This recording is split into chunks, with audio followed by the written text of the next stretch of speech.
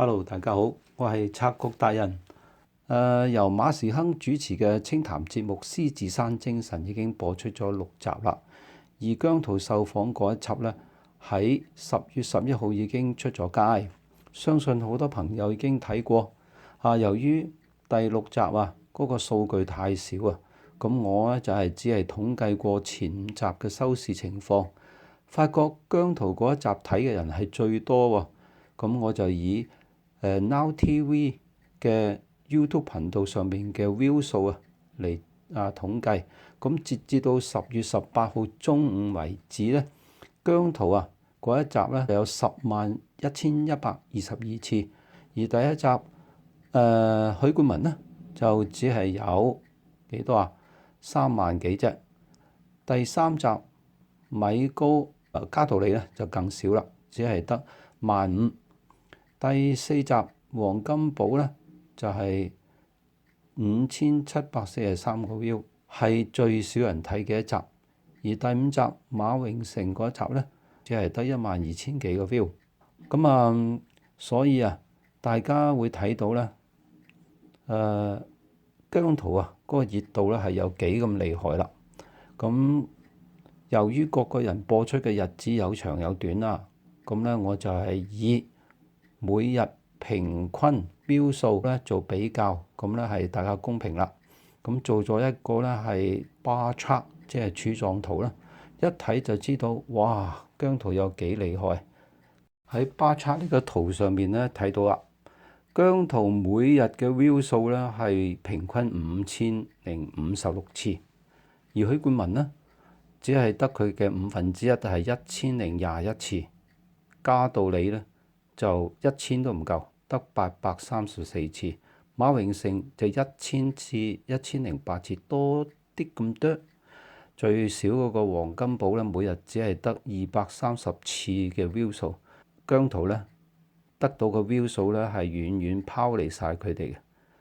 咁一次又一次驗證咗姜濤嘅人哋講佢嘅一句説話，就係得姜濤得天下。好，講完數據之後呢，就講內容啦。對談兩個人年齡雖然相差咗47年，姜濤呢26歲，馬生73歲，佢嘅歲數幾乎就係姜濤嘅3倍，兩者相隔3代人。話雖如此啫，但係兩個人呢卻談得非常之融洽，冇半點嘅隔膜，完全係零代溝關於訪談嘅內容呢，馬時亨就問到幾個問題，呢幾個問題我哋都好有興趣想知道嘅。譬如好似話問到姜濤對於金錢嘅睇法，咁姜濤都答得好巧妙佢話金錢當然係重要啦，但係呢，富唔富有呢，係要睇你視乎個人呢嗰個慾望有幾大。佢話呢，慾望越大呢，你就會咧係越想追求更加多嘅金錢。如果你係好容易咧去滿足即係話知足嘅話呢，就算金錢唔係天文數字你嘅內心都會覺得自己係好富足嘅叻仔呢一個係好有道理。好啦，咁馬時亨就問到啦，我哋都好關心嘅就係問姜濤你會唔會結婚咁？姜濤呢，就開頭係開玩笑，佢話我老婆咪就喺出邊咯咁當然啦，大家一笑置之咧，就係嗰架車，佢買咗架車，電動車就係佢老婆。再嚴肅啲講呢，佢話佢係金牛座嘅，佢都好渴望呢係自己組織有一個家庭，咁所以呢，佢係會結婚嘅咁但係呢，佢就反問翻馬時亨啦，你結咗婚咁多年掂唔掂咁即刻引起呢哄堂大笑掂㗎咁樣。好啦，咁講到啦，另外一個比較尖銳嘅問題就係同呢一個男團裏邊其他11子嘅關係係點有冇發生過啲乜嘢衝突咁姜濤都唔隱瞞佢話梗有拗撬㗎啦，幾乎打交添咁，騎咁笑咗出嚟。唔知係真係假啦，不過我覺得都有好大程度上係出現咁嘅可能性㗎嚇。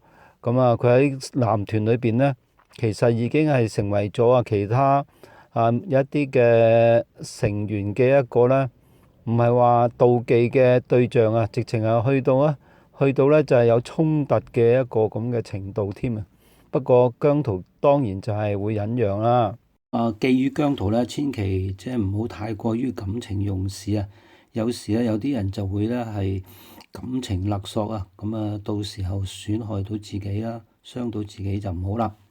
講到呢係面對呢個 haters 嘅態度呢，姜濤都好豁達個心情喎。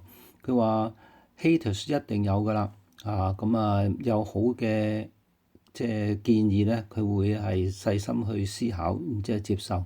如果係惡意嘅批評呢，佢就會一笑置之。好啦，馬時亨就話咁你對年青人又有啲乜嘢嘅説話要講呢？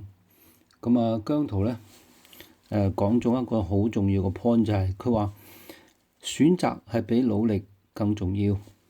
咁大家都明啦，呢個説話好淺白啫，就話就算你係幾咁努力，如果即係揀錯咗個賽道啊，你永遠都唔會走到終點，因為你方向錯咗嘛。咁所以呢，你努力之餘，其實最重要嘅，你先要睇下你自己選擇有冇正確。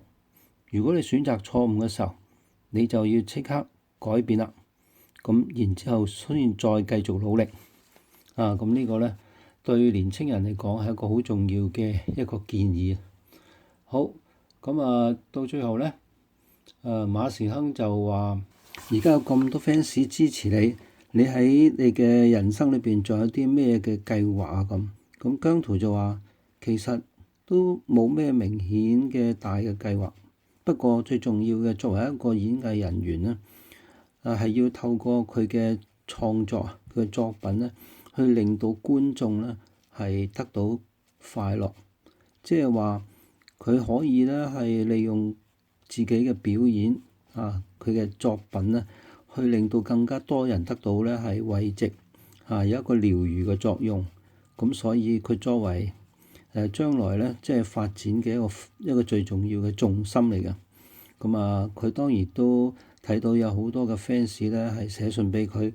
有好多人呢係因為佢嘅即係嘅創作佢嘅出現呢，而係從呢一個好灰嘅境界呢係走翻出嚟。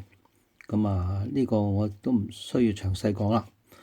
到最後呢，馬時亨就同阿姜濤企喺啟德呢個場館嘅外邊呢，馬時亨就話：希望你年生日嘅時候呢，你佢喺呢個啟德嘅呢個表演場館入邊呢開演唱會就到時候呢更加呢將呢個姜濤灣呢係搬到嚟呢個啟德嘅呢個表演場館入邊。我相信大家都好希望喺呢度睇到姜濤呢嘅演唱會今日就同大家講到呢度咯。